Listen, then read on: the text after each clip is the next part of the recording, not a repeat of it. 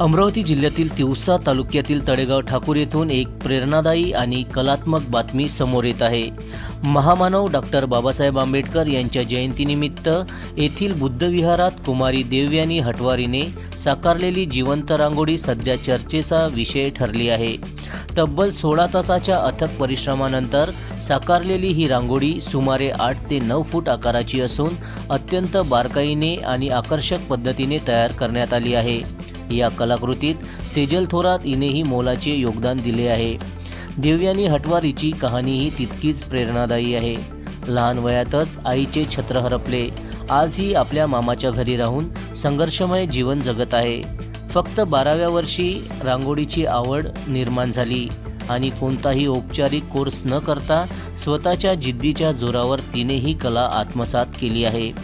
आजपर्यंत देवयानीने अनेक धार्मिक स्थळे, सामाजिक कार्यक्रम आणि महापुरुषांच्या जयंतीनिमित्त जिवंत रांगोळी साकारून आपली एक वेगळीच ओळख निर्माण केली आहे।